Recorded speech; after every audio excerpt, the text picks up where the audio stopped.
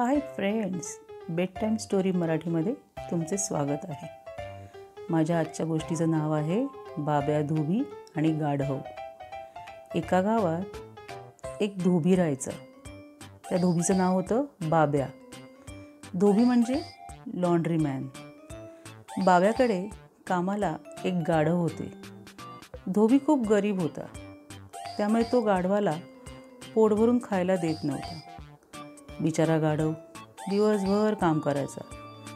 त्या गाढवाला रोज वाटायचे की मालक आपल्याकडून दिवसभर काम करून घेतात आणि दिवसभर फक्त पाणीच प्यायला देतात, रात्री तरी पोट भरून खायला देतील। पण नाही, काहीतरी इकडून तिकडून आणलेले गवत नाहीतर घरातील उरलेली पोळी देत होते।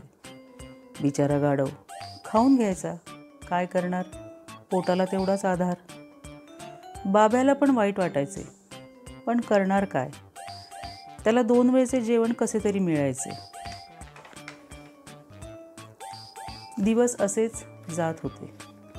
एक दिवस बाब्या धोबीला काही कामासाठी दुसऱ्या गावात जायचे होते आणि दुसऱ्या गावात जाण्यासाठी रस्ता जंगलातून होता। तो सकाळी सकाळी घरातून निघाला। जंगलाच्या मध्यभागी तो येऊन पोचला। त्याला थोडे दूर एका झाडाखाली वाघोबा गाढ झोपलेला दिसला। आता झाली का पंचायत, वाघासमोरून जायचे कसे? त्याने काय केले, वाघ ज्या झाडाखाली झोपला होता तिथून थोड्या अंतरावर असलेल्या झाडावर चढून वाघाला दगड मारायला सुरुवात केली, पण वाघ जरासुद्धा हलला नाही। बाब्या धोबीला संशय आला, अरे हा जिवंत आहे का मेला आहे, हे बघण्यासाठी तो झाडावरून खाली उतरला। हळूहळू वाघाजवळ गेला आणि म्हणाला, अरे अरे, हा तर मेलेला वाघ आहे। बाब्या धोबीला एक आयडिया सुचते। तो ते वाघाचे कातडे म्हणजे स्किन काढून घेतो आणि घरी घेऊन येतो। खरी गंमत तर आता सुरू होते।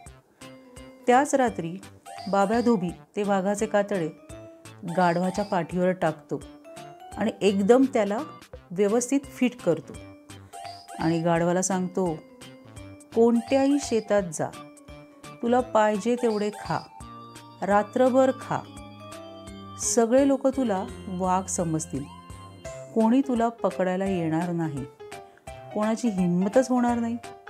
आणि ऐक, लक्षात ठेव, पोटभर खाऊन झाले की आपल्या घरी यायचे, अंगणात तुझ्या जागेवर जाऊन गुपचूप झोपायचे। बस, मग काय, रोज रात्री गाढव शेतकऱ्यांच्या शेतातील पिकं खायचा। गाढवाची तर रोज रात्री मेजवानी होती, कधी गाजर, कधी मुळा, कधी कोबी। काही दिवसात गाढवाची तब्येत पण चांगली झाली। तो रोज बाब्याची कामे पटापट करायला लागला। बाब्या धोबी पण खुश आणि गाढव पण खुश। नेहमीप्रमाणे गाढव शेतात पीक खायला गेला आणि मस्तपैकी दाबून पीक खाऊ लागला। त्याच वेळी त्याने एका दुसऱ्या गाढवाचा ओरडण्याचा आवाज ऐकला। तो आवाज ऐकताच त्याने पण किंचाळून ओरडायला सुरुवात केली।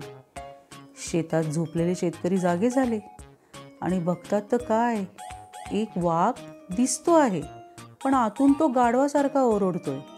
त्यांना खरा प्रकार कळला।